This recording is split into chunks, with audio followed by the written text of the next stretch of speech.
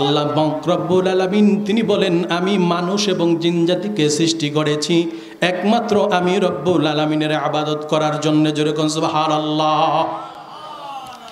তাহলে মানুষকে আল্লাহ পাক অযথা সৃষ্টি করেন নাই, একটা দায়িত্ব দিয়ে আল্লাহ পাক সৃষ্টি করেছেন।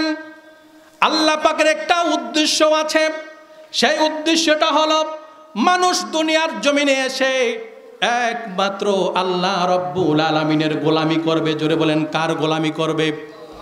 এই জমিনে একমাত্র আল্লাহর গোলামি করবে মানুষ। জোরে কোন ঠিক না বেঠিক? আল্লাহ ছাড়া আর কারো গোলামি করবে না, একমাত্র গোলামি করবে কার? আমার ভাইয়েরা, বন্ধুরা, আল্লাহ পাক রব্বুল আলামিন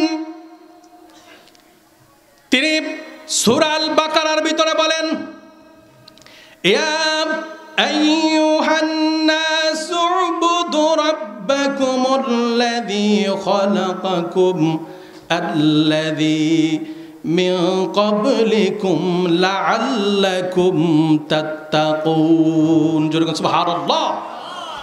আল্লাহ পাক রব্বুল আলামিন গোটা পৃথিবীর মানুষকে, সমস্ত মানুষকে ডাক দিয়েছেন। জোরে বলুন সুবহানাল্লাহ।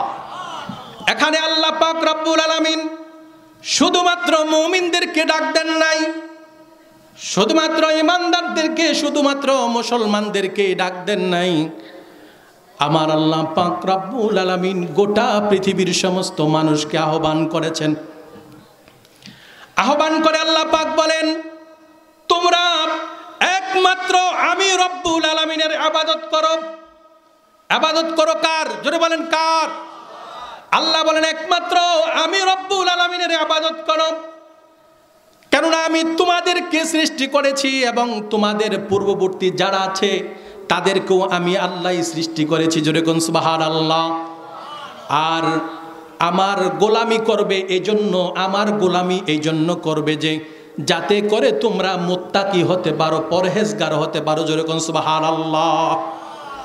তাহলে বোঝা গেল আল্লাহর গোলামি এজন্য করতে বলা হয়েছে যে আল্লাহর গোলামি করে তুমি তাকওয়াবান হও, তুমি মর্যাদা সম্পন্ন হও। জোরে কোন সুবহানাল্লাহ।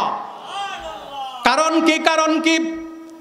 আল্লাহ পাক রব্বুল আলামিন গোটা পৃথিবীর ভিতরে, আল্লাহ পাক শুধু পৃথিবী নয়, আল্লাহ পাকের যত সৃষ্টি আছে, যত আলম আছে, সমস্ত আলমের ভিতরে আল্লাহর যত সৃষ্টি আছে, সমস্ত সৃষ্টির ভিতরে শুধুমাত্র আল্লাহ পাক মানুষকে সর্বশ্রেষ্ঠ হিসেবে ঘোষণা করেছে। জোরে কোন সুবহানাল্লাহ।